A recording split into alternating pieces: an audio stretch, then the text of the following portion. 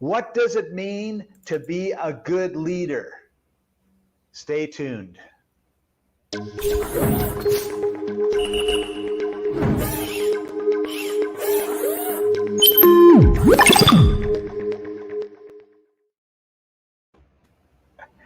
Welcome, everybody. I'm Scott Patton. He's Chaffee-Thanh Nguyen. This series is about leadership. One of the things that Chaffee and I have been wanting to talk about for a long time is leadership. And we have this outline. We're expecting it to be the next 3 weeks. However, given our propensity to delve into the deep, nitty-gritty, important details and tangents that have absolutely nothing to do with what we're talking about, it could be significantly longer. But it's the leader within, and this episode we are talking about what is leadership. And really, you know, Chaffee, what do you think? What is leadership in your mind? Oh my gosh. As you said, Scott, this is a multi-week series because leadership can encompass so many different traits, so many different things, and mean so many different things to so many different people. And the bottom line, though, is leadership is somebody having the skills and the traits and the characteristics of an individual that other people want to follow and emulate, right? So what is it about you or your business or whatever it is that you're doing, your organization, that people want to feel attracted to, like, and want to follow you and do what you tell them to do? And you know, it's interesting. You know, there's multiple different styles of leadership, whether it's by force, by fear, by strength, by, you know, charisma, many different ways. And so we're going to dive into that, Scott. We're going to talk about all the different ways of leadership and what works and what doesn't. So awesome. All right, so let's see before we get right into it. So I have a couple questions. My first question is, are leaders born or are they made? It's a chicken and the egg question, isn't it? it's asked a lot. So well, let's dive into that, Scott. Yeah. So A, they're born, B, they're made. Which way do you vote? Because I'm going to vote the opposite. Okay. So just to get this party started, I would say that they are made. Oh, darn. You took the easy one. I did. Okay. All right. I'll say leaders are born. Okay. So, and the reason, well, let's see. Yeah, man, I could make a lot of arguments for your side, but I'm not going to have a tougher time with mine. So I'll let you go first so I can think about this a little bit more. Why do you think leaders are made? Leaders made because anybody can become a leader. I mean, we've seen it time and time in history. Is even if, you know, even if you're 50, 60, 70, 80 years old and you've never led anything before, you can be hit by an inspiration. You can be hit by a passion. You could be hit by a vision, right? And become a leader. Let me give you, and she wasn't 50 or 60, only she was quite younger, was that there's this person in history called Joan of Arc. And she wasn't a leader. She wasn't an individual that anybody really knew. Only then she had this vision, right? And she called it a vision from God to lead people. And that vision drove her to become a strong leader and guide people to fight for their freedoms, fight for what they believed in. And so again, it doesn't really matter what age you are, what race, what, you know, religion, what sex, what anything. It's when you sometimes when you have a vision, a life-changing event, a calling, right? Anytime in life, that can drive you to become a leader and make you a leader when you've never been a leader before. So that's just one example. Okay, I'm going to take the other side on that, and I'm going to say, what about Colonel Sanders? Would you say he was a leader? And his story was he was driving all over Kentucky with his station wagon full of his secret recipe, trying to get all these restaurants to buy his recipe and make Kentucky Fried Chicken. And he was like in his 70s or 80s when he was doing this, and before it just blew up. And of course, so I mean, had just been born, right? When you're 70 years old, you're just a young. It was the chickens that were born in this case, right? But I thought, that was really interesting what you said about any age, because there's him and Ray Kroc are two people. I don't know how old Ray Kroc was when he started McDonald's, but he wasn't the spring chicken, that's for sure. And so yeah, so they were, but were they made or were they born with that desire? Well, I think what you just said supported my side, not your side. Yeah, I think it did too. Yes. So my grandson, he was just born. He's not 2 years old yet. He's a year and a half, I think, just over a year and a half. So when he's born, he rules the roost. Like, everybody runs and does everything that he wants, except he can't speak, and he can only communicate by screaming at the top of his lungs. And once he screams at the top of his lungs, everyone runs around. Does he want breast milk? Does he want to cuddle? Does he want to sleep? Does he want to get out of the crib? What does he want to do? So in that case, he's totally born. Well, I think we're all born at one time, right, Scott? So here's the thing. I guess I'll help support your side now.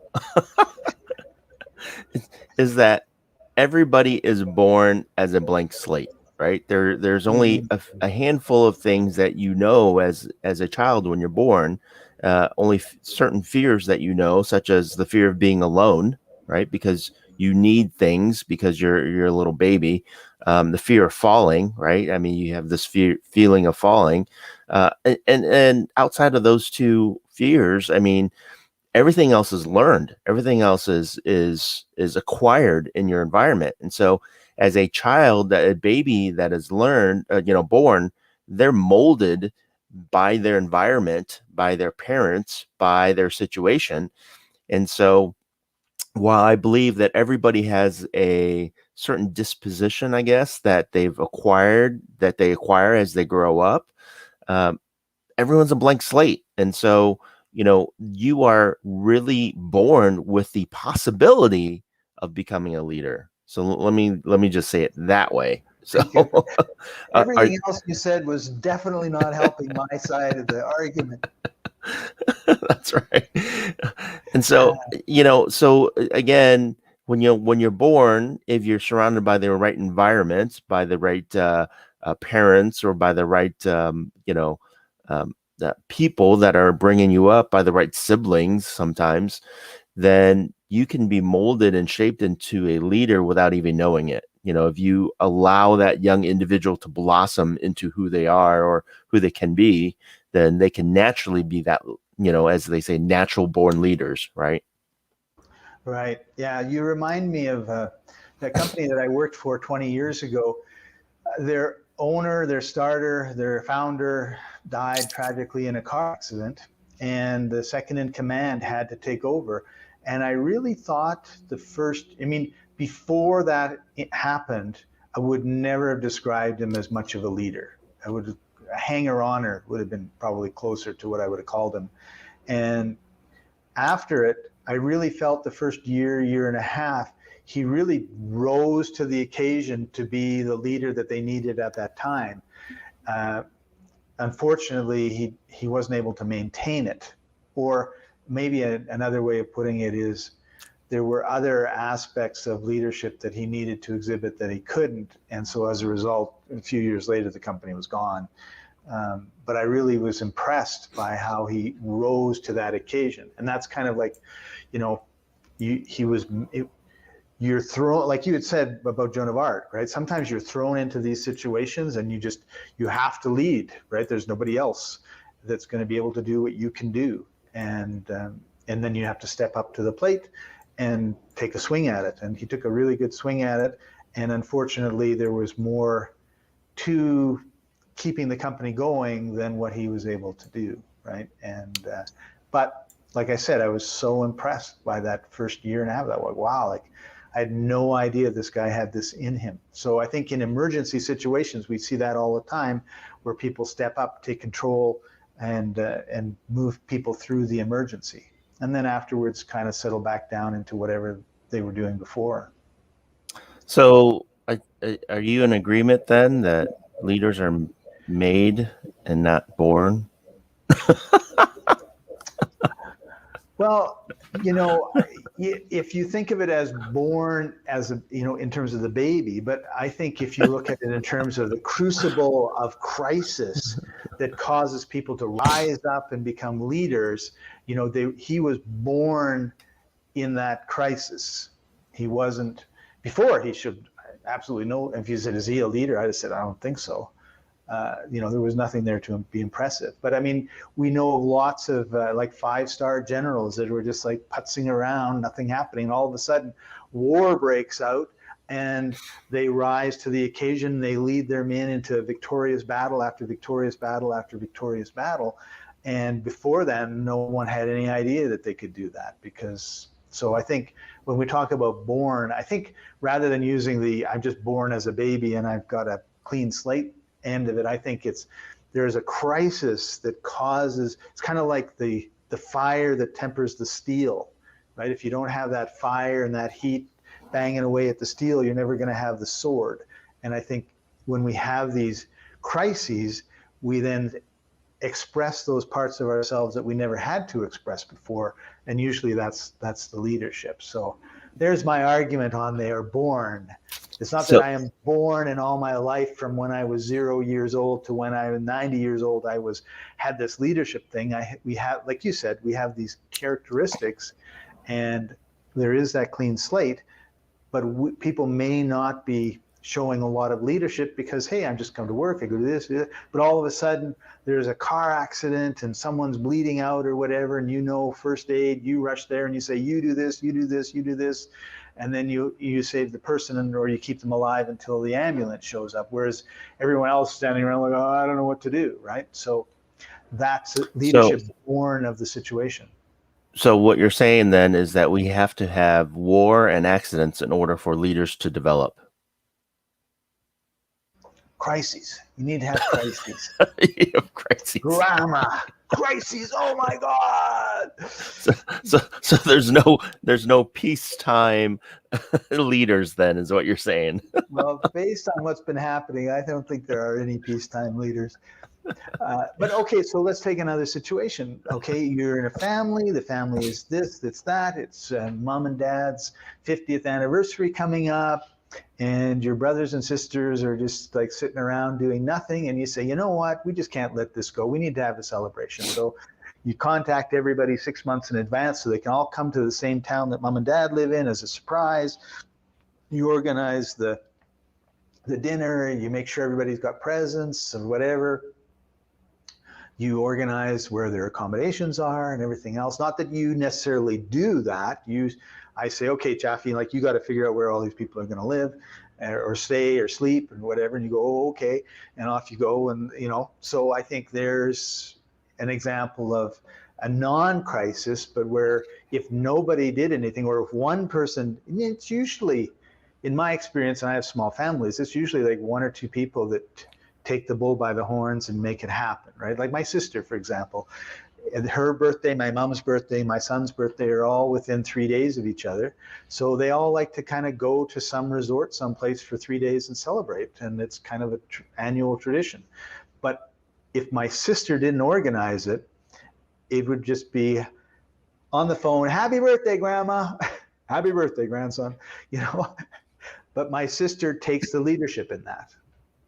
So let's phrase it this way, Scott, and I think you'll agree with this, is that leaders are born when there's a challenge, right? Challenges allow leaders to emerge. That's a really, really good way to put it. I love that. Yeah. So there's some kind of challenge, whether it's war or peacetime.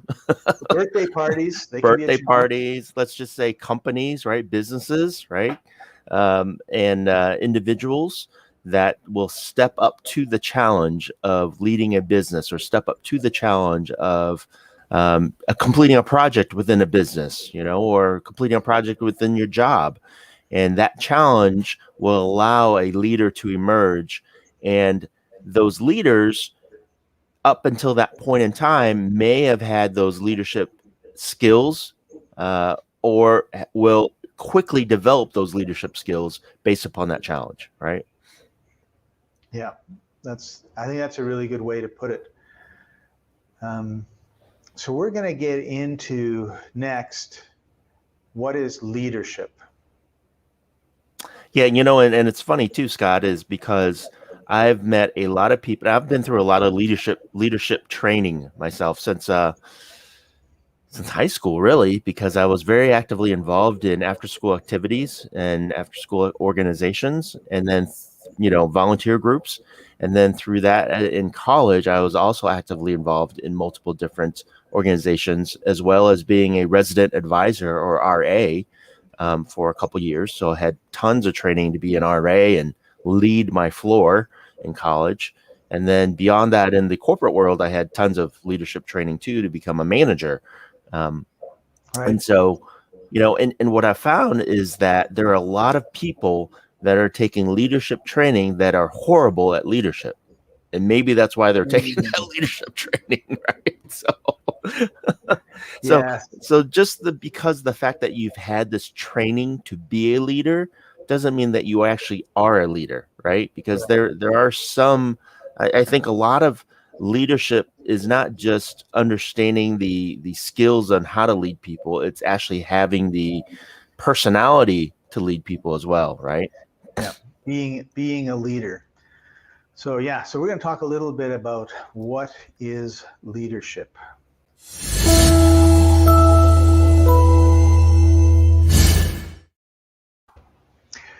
So you made a good point just before, a few minutes ago, about people taking courses to be leaders. And this is something you wrote in terms of our introduction. I feel like just reading it because it was brilliant. Some leaders are revered, some are blindly followed. Some leaders lead by fear, others through kindness. I feel like I could do this into a poem, right? Some are revered, some are blindly followed, live by fear, others by the follow. I don't know. So I got it. What rhymes with followed? You got to help me here. Anyway, so what really is a leader, though? And I think one of the things that you brought up is we really see bad leaders easily. We don't always see good leaders easily. But you've brought me back to my grocery days, and I was an assistant manager. I was a manager, and I would work with managers that were terrible leaders, and then I would work with other ones that, were better. But it strikes me. What comes to my mind actually is when you go to a new store as a manager, the whole staff is terrified that you're going to turn everything upside down and change everything, and And I remember going to this one store, and it had about 56 employees. And after about 3 months, one of the mid-20s leader clerks, because he was a leader, came into my office to chat with me. And he says, when you arrived, everyone was really worried that you were going to change everything. And I go, oh, okay. And, I was just thinking about it today. And you have changed a lot in this store, but I don't think anybody but me noticed. And I laughed at him, because most people will come in and they'll say, all right, Chaffee, you do this. And Chaffee, will be going, but I've been doing it this way successfully for like 10 years. And now you want me to do this other way that I don't know how to do. And then, and bang, bang, bang, bang. And then all these people are like, oh, what do I do? Whereas my leadership was, well, Chaffee, tell me what you're doing and how's it going, and what do you need any help with anything? And you'll say something, and I say, oh, do you ever think about trying it this way? And you go, oh no, I never did that. Let me try that and see what happens.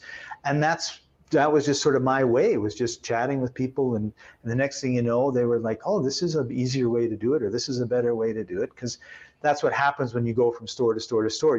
You hopefully pick up the good habits of your staff that you can then share with people in other stores, right? And then pick up their good habits and continue to share it. But I'll never forget that. And then, because I know these guys that would just yell and scream, and like in the 70s and 80s, nobody had, any empathy training, and nobody had any education, and everybody was rough around the edges. And I think if you went and worked in some of the places 50 years ago compared to how things are, being treated and everything else now, you'd just be shocked. That's interesting, Scott, because I've in my experience, I've learned kind of, how do you say it? Uh, you know, kind of the opposite, really. And I agree with your leadership style. Don't get me wrong, is that you want to find the strengths of your individuals and how they perform and build upon that, right? And what I found though is that when you're new into an environment, if you're thrown into a leadership position and you're new versus stepping up and gradually developing from within, right? So you're the outsider, you're coming in, you're saying you need a lead. I found that you kind of have to set the ground rules first, right? You kind of have to be kind of like the hard ass, shall I say, right? And set the ground rules. And then as time progresses, kind of loosen up, because if you don't do that, it's so much harder to, um, tighten up if you've been loose in the beginning, right? Right. Actually, it's interesting because that's something that I half agree with you with. It depends is, I think, the real answer, because this particular store I went into, I didn't have that problem. They were all disciplined. They were all very competent. But I went into another store as an assistant manager, and I only knew one employee. He was a part-time kid who had been in the previous store with me, but he had been transferred to this store first. And shopping carts can never be empty in a grocery store, and they were empty. So I was up in the store manager's office, saw they were empty. I called that clerk by name, and I said, "Please bring in the carts." And he was one of these kids who had been, he would get picked on a little bit. He'd be bullied a little bit. He wasn't particularly bright, and he wasn't particularly stupid either. But so he called me, and he bucked me a bit, right? And he said, "Why don't you tell someone else to come in?" And I said, "No, just go get the carts." And then when he got the carts, because that was the priority, I called him up to the office. And the store manager's, on the second floor, he could see the whole store and he's looking out. And this clerk walks in, and I slam the door as hard as I can, and I start yelling at him. And then, it was like, when I tell you to do something, you don't call me and buck me, right? Like, you go do it. Blah, blah, blah, blah, blah, for about 2 minutes. And on the other side of the door, and these are paper thin walls, is the lunchroom. And of course, there's 10 employees in the lunchroom, and all they hear is this whoa, whoa, whoa, whoa, as this poor kid is going up. I'm going up and down the side of him, right? So then when I was done, he's like, shaking. And I said, "Listen, how long have I been in this store?" 2 days. "Yeah. Who do you think I know in the store?" He says, "I don't know." I said, "I know the manager," point to the manager, who's still, by the way, looking straight ahead and hasn't moved through the whole thing, right? Because he's like, "Holy shit, what's going on with this guy?" And I said, "Yeah." I said, "I know the manager and I know you. And so who am I going to depend on?" He goes, I said, "You. I can't go through the list trying to figure out who's here, who's not. I know you're here, and I know that you can help me out." And I was really upset that you wouldn't just, help me out. And then I said, "You thought I was picking on you, didn't you?" And he goes, "Yeah." And I said, "No, I don't pick on you. You know me. I was depending on you." He goes, "Really?" So when I open the door and leave, I have my arm around him, and he's smiling and I'm smiling. And there's stunned look on everybody in the lunchroom. So after that, nobody bucked me. It was like, "Do what Mr. Patton says, please." Because everybody knew, but no one ever saw that side again. So I think you're right, but it depends. I'm not quite clear. I understand what it depends on. It depends on It depends on whether everybody's doing everything that they should be doing, right? Right. The other thing that I noticed was the summertime in the grocery business was quiet.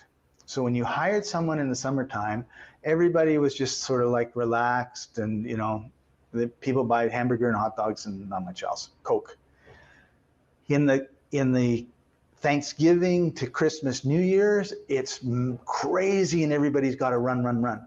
So if you hired somebody in the summertime, they thought this was hard work. And then when it came to Thanksgiving and Christmas, they had no higher speed. I'd be like, get going. Like, what do you mean? I'm working really hard. You've been happy with my work for the last 4 months and now you're not happy? Like, what's going on? Whereas if we hired them like the end of September and then just threw them into this madhouse for 3 months, then when January came and things were quiet, when summer came and things were quiet, they would slow down. But when things got busy, like at Easter or back to school, then they would be able to ramp up. So don't hire anybody in your quiet times is my only advice. There's not enough challenges. That's right. There's not enough challenges. No, it's just like everybody's bored, right? You got to keep everybody busy. So what you're saying, Chaffee, is every time you go into a new position somewhere, new company, whatever, you've got to be like the hard-ass jerk and yell and scream at everybody so that they know that you're the boss and they work harder. I don't know if you have to be a jerk, right? I mean, I'm totally exaggerating, right? I know. and it's a point though, because some people do believe that way, and some people are jerks when they come in and Yes. take over the organization. So, I don't think you need to be a jerk. You need to show strength and authority from the get-go. If you don't show that strength and authority from the beginning, just like you yelling at that kid at the very beginning shows that strength and authority that you have control, then it's harder. It wouldn't have worked 6 months later. Exactly. It's so much harder to establish that. Like, you're a peon for 6 months and now you want to be a strong guy? No. I mean, it doesn't work that way, right? You start off strong with a position of strength, and then you allow people to see that, understand it, and respect you, and then that respect will then grow into camaraderie, right? So, and it's so much more difficult the other way around if they don't see you as somebody that they can respect or somebody that they can follow, and then you attempt to establish that 6 months or a year down the road. So I think that needs to be set up from the very beginning if you're in a new situation, right? Now, if you've developed as a leader from within, that's a wholly, completely different area, because you already know the people. Now, that's a different challenge, right? Because now you've been, somebody that is a comrade, a friend, and now you've been elevated above everybody, and they don't want to listen to you because they know you. Right. And they think, well, we were on the same level. Now he's above me and I got to listen to him. It's like, so that's a whole different leadership style or structure that you have to deal with. And I've been in that position as well. And it is very difficult to get that buy-in from the people that you're working with if you were all on the same level before. Yeah, it can be a real challenge, particularly the first couple of times that you go through that. And I'm thinking again of when I was a part-time clerk and they had a head part-time clerk so it would be, and that, it was when you're part-time, you're going to school, university, the people come and go like crazy, right? Yeah. And I think the key to it is the work ethic that you show when you're not the boss before you become kind of that supervisor, and also your competency. Right. So, to continue the grocery store analogy, because we all know what a grocery store is, like the bread is full and I'm the guy supervising and I tell you, go fill the milk. And the bread is empty. Okay. And bread is empty. There's no bread. Right. And the milk is fine. But it's like, Chaffee, go fill the milk. And you're like, but the bread is empty. No, go fill the milk. It's like, what can I do? Right. Right.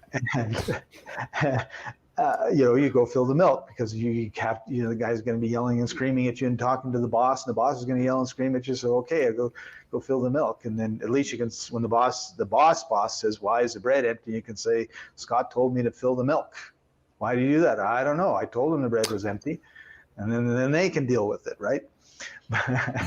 But I think if you have competency in everything that you're doing, and you're not, wasting time all the time, and you're actually doing the work, that's showing the leadership, and that people would expect that person to move into more of a senior position, more of a supervisory position, because somebody has to make the decisions, right? Right. You have the store manager that says, make the store look good, and then you have a bunch of people running around telling other people what to do to make the store look good, because you can't manage 56 people at the same time.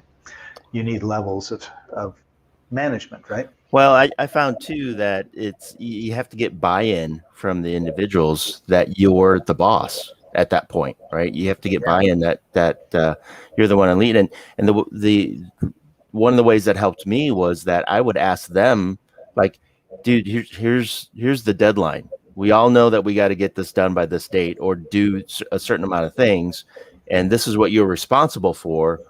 When do you think you can get it done by? And I would have them give me the dates, and then I would just hold them accountable, right? And say, dude, this is when you said you were going to do it. And so instead of giving them dates and say, just do it by this date or get this done by, whatever, you get their buy-in and their feedback and say, when do you think you can get this done? And then if they give you something, now you got to hold them accountable. Now you got to grab them and say, this is what you said. Right. And so I'm just holding you accountable, and both our butts are on the line. So yeah. And it could be, do you need help? Yeah. Right. Right. Can I get you some help, or can I help you with that? Or what is it required to get it done? And part of what you're talking about too is not abdicating responsibility, right? Where it's like you're telling somebody to do something, but you're also keeping an eye on the progress, so that if there's a deadline of Friday, you don't find out Friday morning that they haven't got it done. Right. Thursday morning they haven't got it done, and that you and that person have enough time to get it done. So, and I think that's one thing that bad leaders do, is they just go around, tell a whole bunch of people to do a whole bunch of things, and then don't spend any time checking up. So I think that leads us probably, Scott, to the end of this session and into next session, which is some of the characteristics of a good leader. And we've hinted at some of them, such as accountability and support, right? And training. So maybe we should stop there now. Great. And let's stop here now. And next time we're going to talk about the characteristics of leadership. Sounds good. So thanks everyone for joining us this week, and stay tuned. As Scott said, next week we're going to talk about the characteristics of a good leader and leadership. And we've got so much more to talk about because leadership is such a big topic to discuss. So